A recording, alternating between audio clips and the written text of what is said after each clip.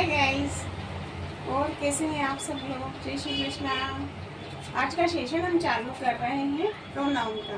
पहले हमने पढ़ा था नाउन के बारे में, अब उसके आगे हम पढ़ रहे हैं प्रोनाउन। प्रोनाउन क्या है? प्रोनाउन वह शब्द है जिसका प्रयोग संज्ञा वाले शब्द के स्थान पर हम करते हैं। प्रोनाउन वह शब्द है जिसका प्रयोग संज्ञा के स्थान पर होता है। Pronoun is a word that is used in place of a noun. फिर से देख रहे हैं हम। Pronoun is a word that is used in place of a noun. ये इसकी डेफिनेशन है। Pronoun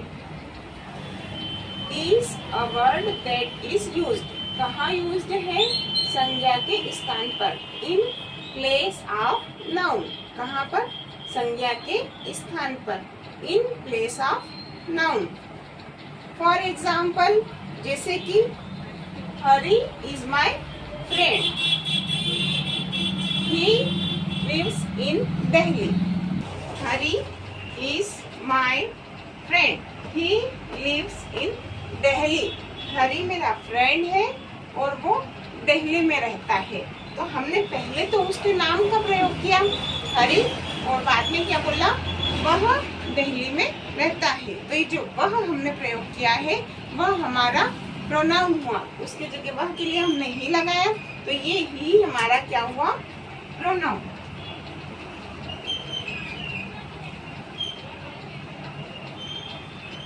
और ये हरी हमारा क्या है? नाउन।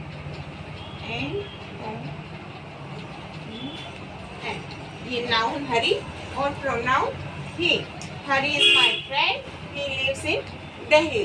पहले कोई शब्द स्थान का, वस्तु का या व्यक्ति का, और उसी के लिए हम कुछ और शब्द प्रयोग करते, जैसे ही, शी, इट, दे। ये सब क्या हो गए? हमारे प्रोनाउन। ठीक, हम इसके देख रहे हैं प्रकार। Kinds of pronoun. Kinds of pronoun है ना, इसके प्रकार कौन कौन से हैं? फर्स्ट, पर्सनल प्रोनाउन, यानी व्यक्तिवाचक सर्वनाम। जिस तरह से हमारी व्यक्तिवाचक संज्ञा थी, उसी तरह से हमारे व्यक्तिवाचक सर्वनाम है। तो ये हो गया हमारा पर्सनल प्रोनाउन। इसके एग्जाम्पल है I, we, you, he, she, it, they, me, us, her, them, your और our। ये हो गए इसके व्यक्तिवाचक सर्वनाम के एग्जाम्पल। अब हमारा दूसरा है रिफ्लेक्सिव प्रोनाउन। कौन सा है? रिफ्लेक्सिव प्रोनाउन, यानी कि निजवाचक सर्वनाम। इसमें क्या है? माई सेल्फ, फिर योर सेल्फ, फिर हिम सेल्फ, हर सेल्फ और अवर सेल्फ। ठीक है, ये हो गया हमारा दूसरा। कौन सा? Reflexive pronoun. फिर हम तीसरा देख रहे हैं। तीसरा क्या है? ये देखेंगे, डेमोन्स्ट्रेटिव प्रोनाउन, यानी कि संकेतवाचक सर्वनाम। जब हम किसी की ओर संकेत कर रहे हैं, वो क्या हो गया हमारा? संकेतवाचक सर्वनाम। इसको देखेंगे हम। दीज, दैट, जब हम इस तरह से इशारा करके बोलते हैं, उसके बारे में और कुछ नहीं बोलते हैं। दिस बोलते हैं, दैट बोलते हैं, दीज बोलते हैं, दोज बोलते हैं, तो ये हमारा हो जाता है संकेतवाचक सर्वनाम, यानी कि डेमोन्स्ट्रेटिव प्रोनाउन। ठीक है। एस चौथे नंबर पे देखेंगे इंट्रोगेटिव प्रोनाउन। कौन सा हो गया हमारा चौथे नंबर पे? इंट्रोगेटिव प्रोनाउन, यानी कि प्रश्नवाचक सर्वनाम। इसके नाम से ये आ रहा है हमें समझ में कि जहाँ हम कोई प्रश्न को पूछना चाहते हैं, वहाँ पर हमारा हो जाता है इंट्रोगेटिव प्रोनाउन। ये इसके एग्जाम्पल है हु, विच, whom, whose और what, है ना। रिलेटिव, अब हमारा पांचवा है रिलेटिव प्रोनाउन, यानी कि संबंधवाचक सर्वनाम, जो हमें संबंध बताता है, किसी से रिलेशन बताता है। ये क्या है? whom, whose और which। अगला है हमारा इनडेफिनेट प्रोनाउन। कौन सा?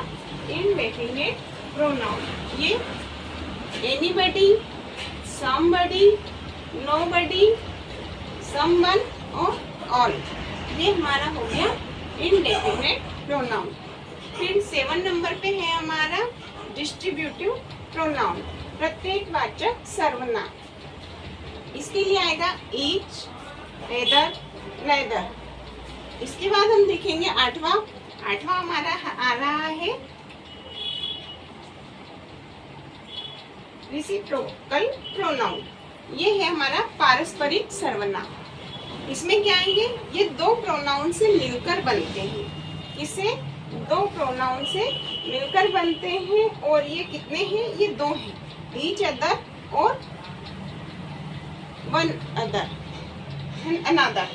ईच अदर और वन अनादर। इसके बाद है हमारा पोजेसिव प्रोनाउन, अधिकारवाचक सर्वनाम, जहां हम अधिकार की बात करते हैं। एज, माइन, योर और हियर। ये हो तो ये हो गए हमारे काइंड्स ऑफ प्रोनाउन, जो हमने पूरे 9 टाइप्स के देखे हैं। अगले सेशन में हम अगली क्लास देखेंगे। और अगर आप मुझसे ऑनलाइन क्लासेस लेना चाहते हैं तो मेरे इस नंबर पर, नीचे दिए हुए नंबर पर मुझे संपर्क